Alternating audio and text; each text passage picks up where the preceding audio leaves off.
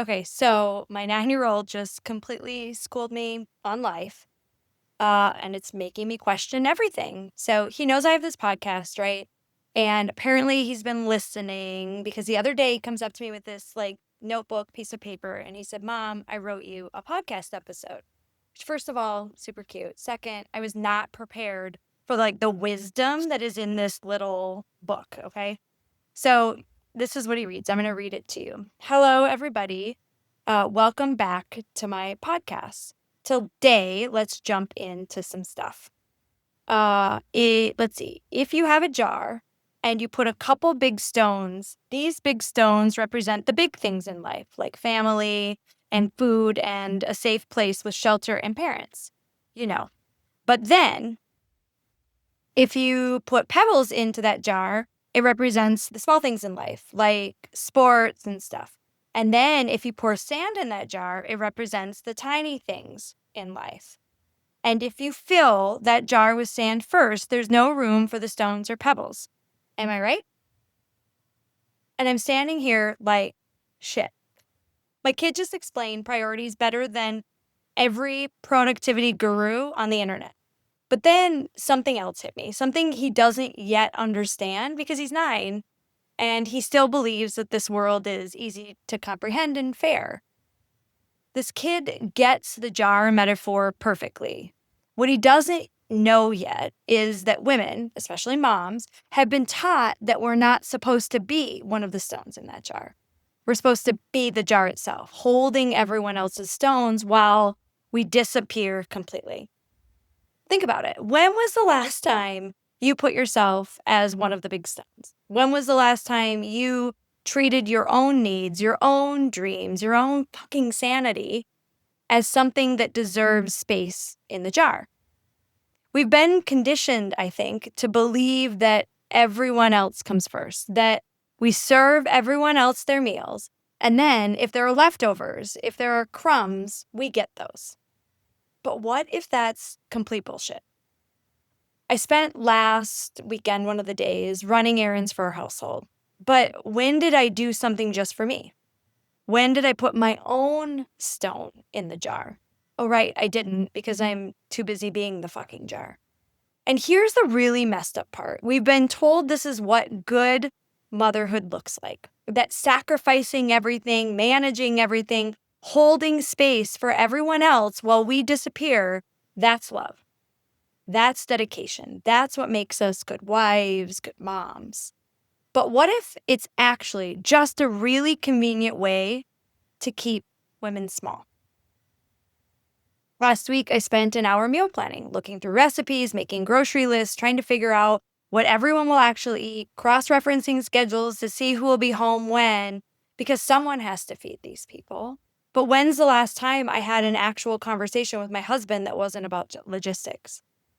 When's the last time I called my dad just to see how he's doing? I'm drowning in sand that feels urgent and necessary while my own stones just wait forever. My kid's little podcast script made me realize something uncomfortable. The system, I think, isn't actually broken. It's working exactly as it's designed. And I'm not going to get political on here. You can give me a call or shoot me a DM, and I'm happy to do that privately. But this idea that women are managing all the invisible labor, that's not an accident. Women putting everyone else's needs first, that's not natural instinct. Women feeling guilty for wanting anything for themselves, it's not a character flaw. It's conditioning. It's working perfectly, actually. And I'll respond to 17 different group texts about baseball practice changes or volunteer schedules, but I won't spend that same energy pursuing something I actually care about. I'll make sure everyone else's calendar is perfect, but I can't remember the last time I scheduled something just because I wanted to do it. And let me be clear, I love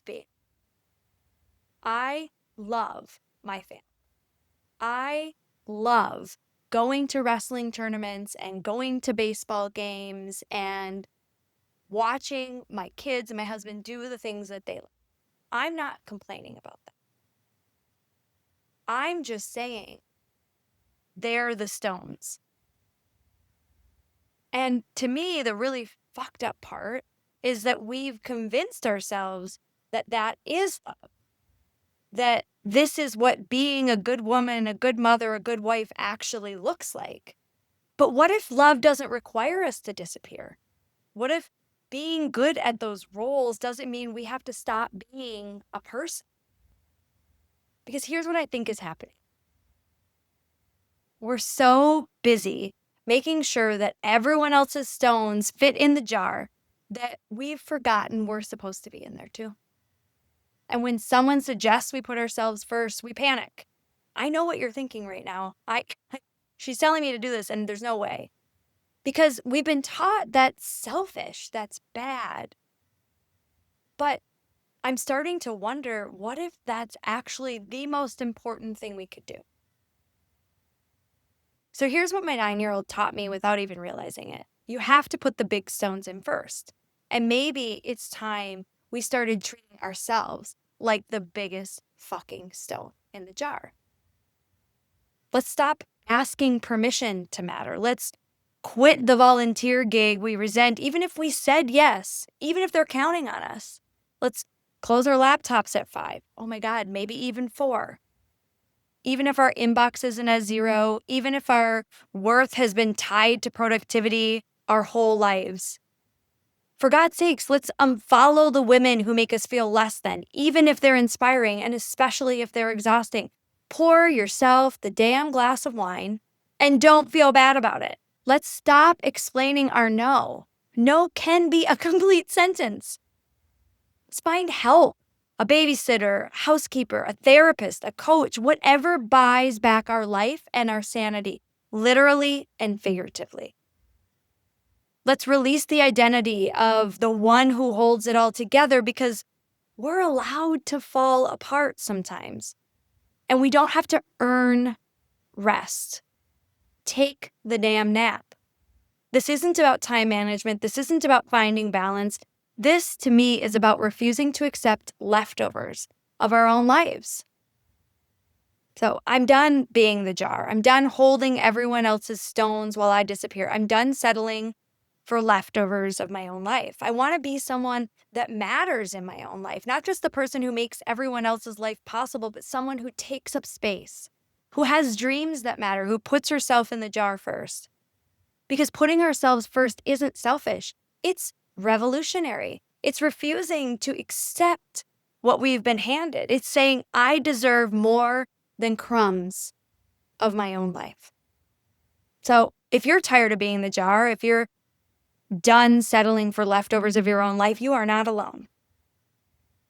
We have something fun launching next month, the Wired Collective, and it's going to be the place where we stop accepting what we've been handed and start building what we deserve, where we put ourselves as the biggest stones in our own jars and we refuse to apologize for it. It's not about managing better. It's about demanding more. And we're going to do it together.